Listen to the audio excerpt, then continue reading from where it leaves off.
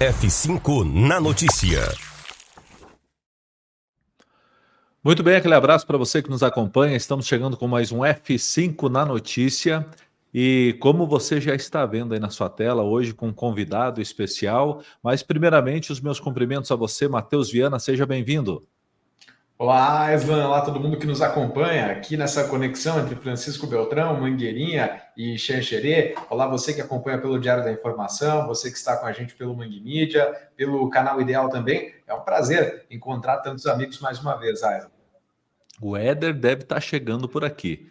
Ele se perdeu no trânsito de Xanxerê, não conseguiu entrar no link ainda. Daqui a pouco ele chega. Mas, como convidado especial do F5 de hoje, eu trago aqui Pedrinho Kleinbink. Ele é vereador em Clevelândia e ele foi o vereador mais votado das últimas eleições de 2020, quando ele conseguiu aí o número expressivo de 588 votos pelo partido do PDT. Isso corresponde a 6% da votação válida da última eleição lá em Clevelândia. E é um prazer ter você conosco aqui no F5 na notícia, Pedrinho. Olá, Aislan, e a todos que acompanham este excelente programa de vocês. É isso aí, eu entrei em 2020, né, vereador aí de primeira viagem, fizemos uma campanha boa, uma campanha muito propositiva, e isso culminou na época com a votação mais alta daquele pleito. E desde então estamos trabalhando aí no dia a dia da política local lá em Clevelândia. Na verdade, nós estamos aí num ano político, né, Matheus? Então, um político como o Pedrinho é um prato cheio para nós aqui do F5, porque se trata de um candidato jovem, de um candidato que logo de cara, numa primeira disputa eleitoral, foi o mais votado. Como é que foi, Pedrinho, para você lidar com essa vaidade? Eu quero saber se você teve algum tratamento diferenciado por ter sido o mais votado. Eu quero saber se aí em Clevelândia tem uma sistemática que o mais votado automaticamente é o presidente da Câmara. Fala para mim como é que foi. Assim, Aislan, é meio que cultural entre os municípios que o vereador mais votado automaticamente vira o presidente da Câmara, né? Mas, na prática, o que manda o nosso regimento interno da Câmara de Vereadores é que, para eleger o primeiro pleito, é uma votação normal, assim como as outras. Não é, via de regra, o mais votado que vira o presidente da Câmara. Tem aí uma questão também que, em alguns municípios, segue aí o mesmo modelo da Assembleia Legislativa do Paraná, da Câmara dos Deputados, onde são mandatos de 2 anos para o presidente da Câmara. Em Clevelândia, é 1 ano. Então, durante o mandato dos 4 anos, passam-se ali 4 presidentes da Câmara. Então, eu fui eleito no primeiro ano, fui presidente em 2021, aí cheguei como vereador de primeiro mandato já como presidente, mas não automaticamente, porque eu fui mais votado. Teve ali um acordo, uma negociação na época e tal, e eu exigi assim, muito disso devido à representatividade que foi a minha eleição, né, essa representatividade nas urnas, que na época eu fosse o presidente da Câmara. Mas isso não é uma regra, tá? Existem vários municípios aí que outros vereadores, né, do pleito normal, ficam de presidente porque depende de uma votação ali entre os nobres colegas. Matheus? Como que foi para ti assumir logo de cara no primeiro mandato uma responsabilidade tão grande que é coordenar o regimento interno da Câmara como presidente?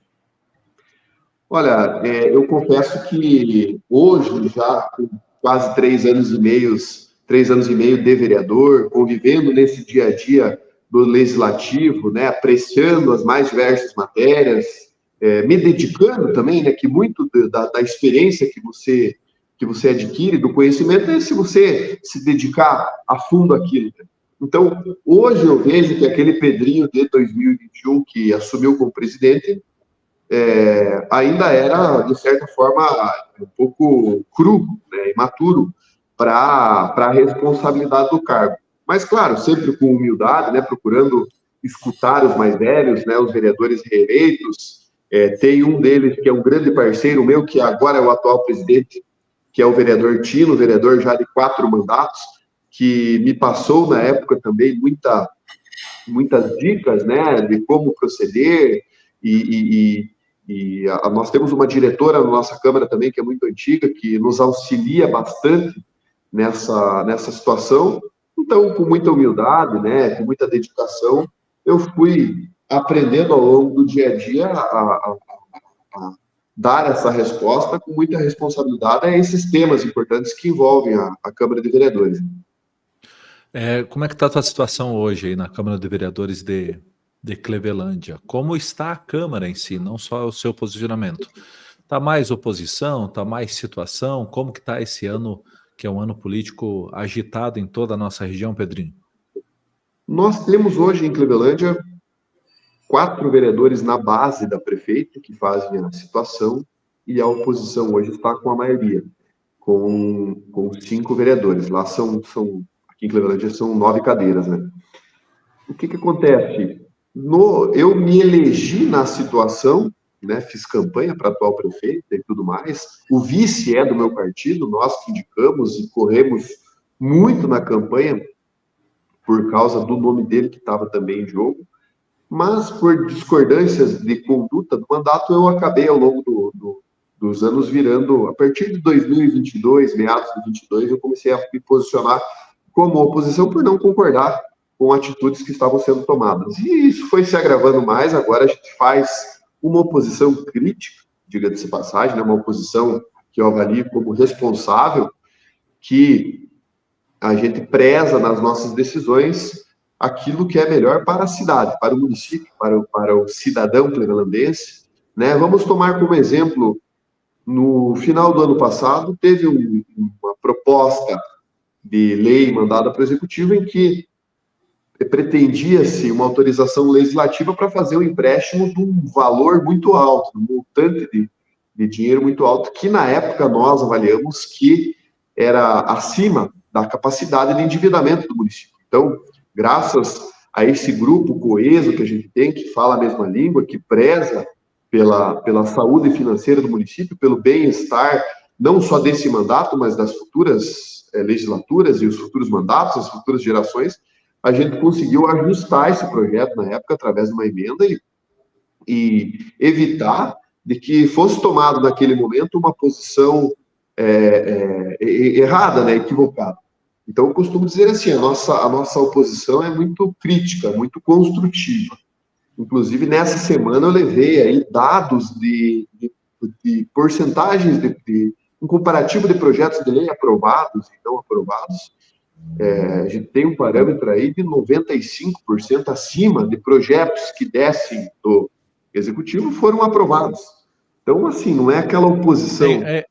Não, é importante você falar isso porque não foi uma oposição que travou o município, né, Pedrinho? Muitas das vezes esse acaba virando o argumento, né? Até agora a gente sofre um pouco com esse tipo de crítica, de que querem travar, querem que a prefeita se dê mal, mas na realidade o papel que a gente faz é esse, né? Eu costumo dizer sempre que se fosse para ter o vereador ali, tudo que descer do executivo aprovar na hora, regime de urgência aprovado, 2 semanas, 1 semana o projeto está aprovado. Aí não precisaria do vereador, né? O vereador está ali justamente para isso, analisar, ver a parte financeira, ver a parte social, ver a real necessidade daquilo, se realmente vai virar um programa contínuo para a população, ou se é apenas uma atitude eleitoreira.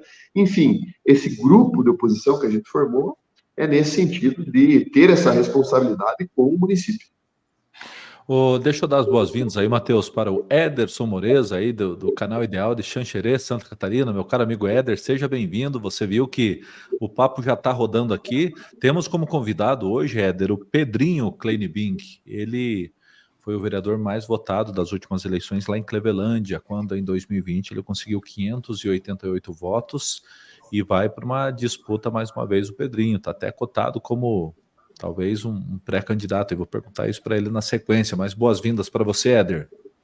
Olá, você, Aislan, Matheus, Pedrinho, também nosso convidado hoje do nosso bate-papo aqui do F5. É isso aí, alguém tem que chegar atrasado nessa história, dessa vez fui eu, né? Mas que bom que vocês foram pontuais aí com o nosso convidado, que a hora deve ser cara. Então, assim, respeitar o horário aí é importantíssimo. Então, eu vou acompanhar aqui, dá sequência, faz a tua pergunta, para eu entrar no assunto e depois seguir na conversa aí também, Aislan. Com certeza, Éder. Matheus, vai contigo. Pedrinho, cidade pequena, geralmente a eleição acaba sendo bastante ferrenha, né? Justamente porque as pessoas elas estão mais próximas, a polarização acaba acontecendo de uma maneira um pouco mais acentuada. Como está a perspectiva aí para o próximo pleito eleitoral? Olha, a última eleição já teve uma disputa muito intensa. Nós tivemos uma situação em Clevelândia em que deu praticamente empatado o pleito, com uma diferença de 74 votos, se não me engano, agora 74, 76. Então foi um resultado muito parelho, né? E hoje a gente enxerga novamente uma disputa muito acirrada. Como eu não estou mais, nosso grupo não está mais caminhando junto com a prefeita a qual nós fizemos campanha, isso tende a refletir também no próximo pleito eleitoral, né? Não tem nada ainda definido, mas é de comum acordo do nosso grupo, da gente também ter candidato. Tem o candidato Batista que praticamente empatou com a prefeita, uma diferença mínima, vai para a eleição também. Então, tudo indica aí, mais uma vez, que a gente terá uma eleição bem acirrada, bem disputada dentro do nosso município. E você foi bem preciso na questão desse clima em se tratando de cidade pequena, né? Realmente, Clevelândia, assim como as cidades pequenas aqui da nossa região, é muito acirrado esse clima, né? Diferente de uma cidade grande, que o político às vezes fica mais distante do eleitor, do cidadão comum, né, da pessoa que se encontra na rua, na cidade pequena não, né? Você é candidato e você está o tempo inteiro, onde você chega, você está o tempo inteiro em contato com a população. Então, realmente é um clima bem acirrado. Antes de você perguntar aí, Éder, eu quero fazer uma pergunta mais específica aí para o Pedrinho. Pedrinho, fala-se muito aí que Clevelândia já há um certo tempo perdeu o protagonismo. Trata-se de uma cidade relativamente bem localizada, muito próxima aí do Pato Branco e tal. As vias de acesso são boas, porém não se vê coisas grandiosas assim que destaque Clevelândia no cenário regional. Você acha que nesses últimos 4 anos a coisa mudou, começou a mudar, ou realmente tem muita coisa ainda para ser feita? Infelizmente, Aislan, no que se refere à administração municipal, não vimos nada de efetivo que trouxesse condições de Clevelândia retomar esse protagonismo, né? Então, esperávamos muito uma atuação no sentido de incentivo ao emprego, né, de melhores condições de trabalho para o cidadão clevelandense. Nós temos uma realidade hoje que todos os dias saem de Clevelândia diversos ônibus, parte vai para Santa Catarina, vai para Belar do Luz, parte vai para Pato Branco, trabalhar em grandes empresas de outras cidades, porque a nossa cidade justamente não oferece essa oferta de emprego para o cidadão clevelandense. Na parte do governo do estado, do governo federal, vemos perspectivas de melhora. A exemplo, a obra agora que está em andamento da PRC 280, que será feita toda em concreto, assim como foi feito nos Campos de Palmas, ali no Horizonte. Agora está sendo feita a obra de Palmas até Clevelândia, depois vai seguir de Clevelândia até Pato Branco. E eu creio que isso ajudará também na parte logística para incentivar grandes empresas a também se instalarem na nossa região, né? A PR-280 é um corredor logístico aqui que liga o oeste com o sudoeste do estado e o oeste catarinense com a capital, Curitiba, né? Clevelândia é, sim, uma cidade muito bem localizada na parte de logística, mas, infelizmente, devido a esse clima acirrado da política e também administrações que não focam nesse sentido, falta realmente um programa de industrialização do nosso município que dê condições das pessoas trabalharem aqui. Éder, vai contigo. Falando nessa questão da geração de empregos, Pedrinho, eu estava lembrando aqui, nós temos Vargião, por exemplo, um município próximo aqui, Xanxerê, um município relativamente pequeno, e que trouxe uma empresa do porte da Nestlé, que em pouco tempo deve estar com mais de 1.000 funcionários. E aí, é claro, isso serve de exemplo até para Xanxerê, com mais de 50 mil habitantes, para outros municípios aqui da região também.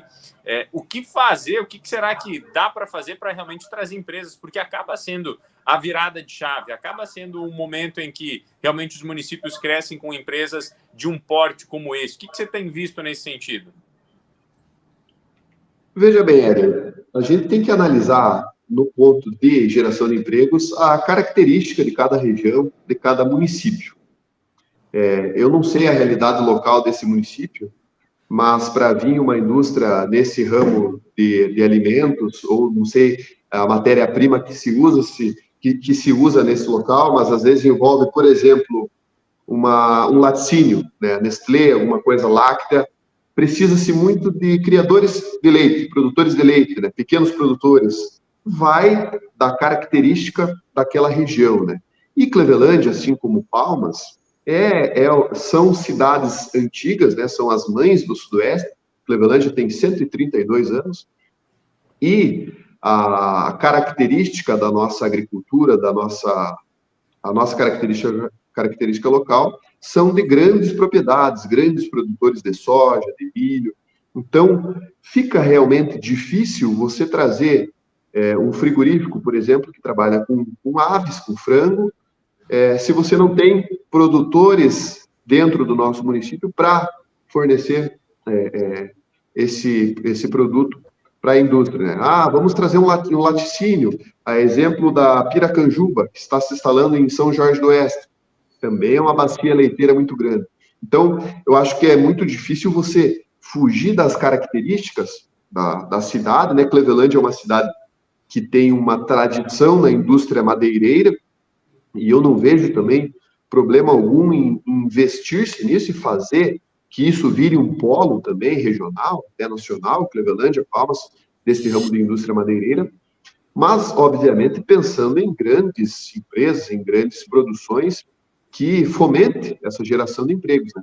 Temos hoje na cidade já instalada madeireiras de grande porte que geram bastante emprego, que pagam os seus funcionários relativamente bem, né, que dão essa condição, mas ainda temos esse déficit na nossa cidade de vagas de trabalho, né? Então, é um desafio para qualquer gestor buscar empresas grandes, empresas revolucionárias, mas também dar condições àquele empresário, aquele empreendedor que já é do município, também fomentar o seu negócio e gerar 2, 3, 4 empregos, e assim vai virando uma cadeia.